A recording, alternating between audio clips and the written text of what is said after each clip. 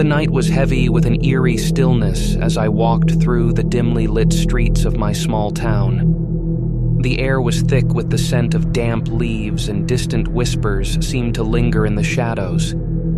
I had always been drawn to the mysterious and unknown, so when I heard about a peculiar pet shop tucked away in the quiet corner of town, my curiosity got the best of me.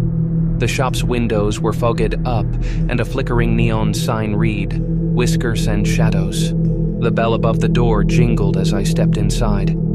The air inside felt charged with an otherworldly energy, and a strange hush enveloped me.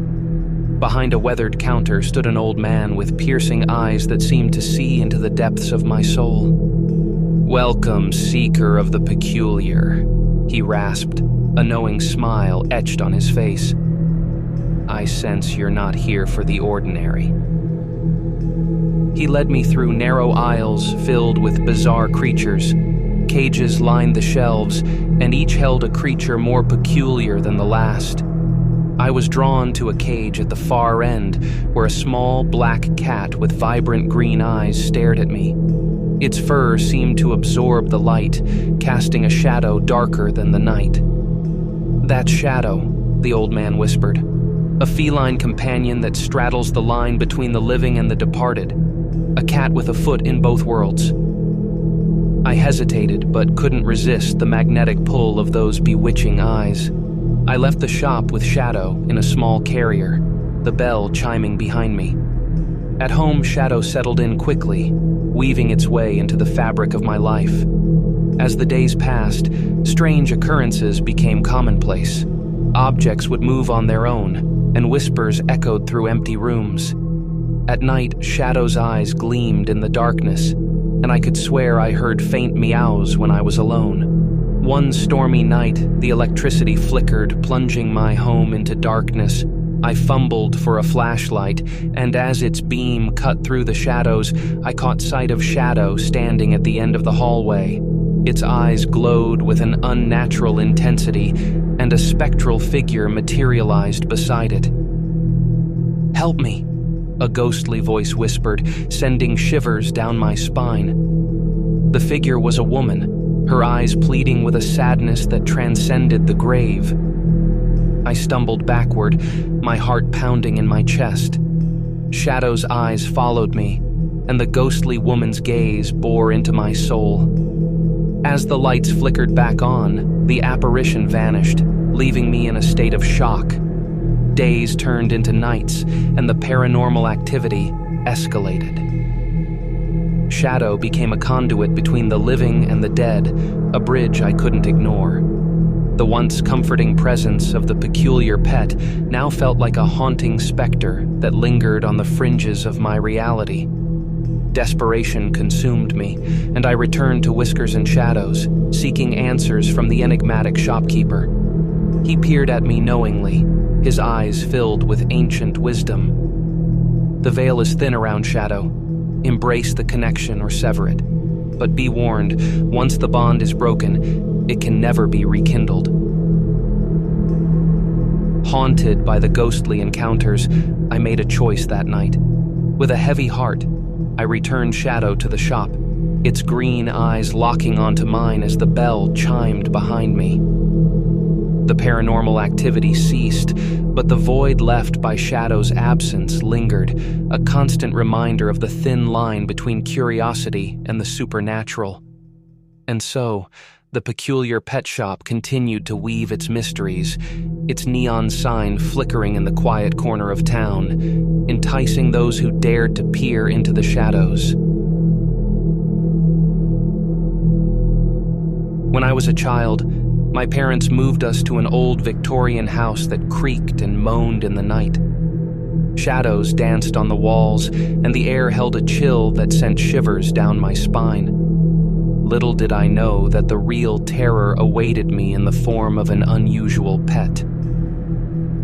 One rainy afternoon, I discovered a small, tattered box in the attic.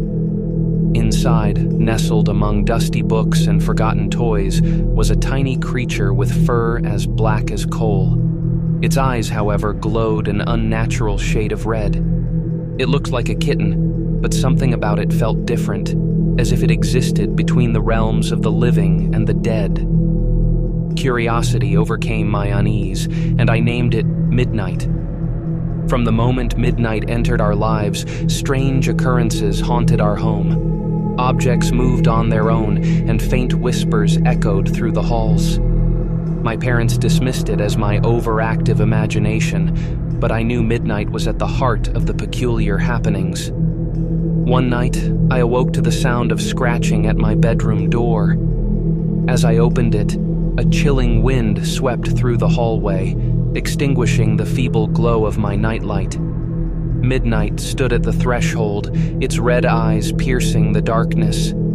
It led me down the stairs and into the musty basement, where an old, ornate mirror stood against the wall. In the reflection, I saw not only myself, but a shadowy figure looming behind. Midnight's eyes glowed brighter, and the figure whispered in a voice that seemed to come from the depths of the underworld. "Help me!" Terrified, I stumbled backward, and the figure vanished. Midnight's eyes returned to their ominous glow, and the basement seemed to exhale a cold breath that made my skin prickle. As the days passed, the spectral encounters became more frequent. Midnight would lead me to different parts of the house, each time revealing glimpses of the otherworldly. I felt a connection to the spirits, a bridge that Midnight had become. The line between the living and the dead blurred, and my world became a tapestry of shadows and whispers. One evening, as a storm raged outside, Midnight guided me to the attic. The air crackled with energy, and the box from which Midnight emerged seemed to resonate with an ancient power. The red-eyed feline gazed at me knowingly, and the whispers reached a crescendo. I understood then that Midnight was a conduit between the living and the spirits trapped in our home. With a heavy heart, I made the choice to release them. As I opened the box, a gust of wind swept through the attic, carrying with it a chorus of voices thanking me for setting them free. Midnight's eyes dimmed, and the paranormal occurrences ceased. The house, once haunted by echoes of the past, felt lighter, as if a burden had been lifted. Years later, as an adult, I revisited that old Victorian house. It had changed hands several times, but the peculiar occurrences had ceased. I couldn't help but wonder if Midnight had found a new companion, guiding them through the mysteries that lingered in the shadows. The memory of my childhood companion, with its red eyes and mysterious aura, remained etched in my mind, a testament to the thin veil that separates the living from the supernatural.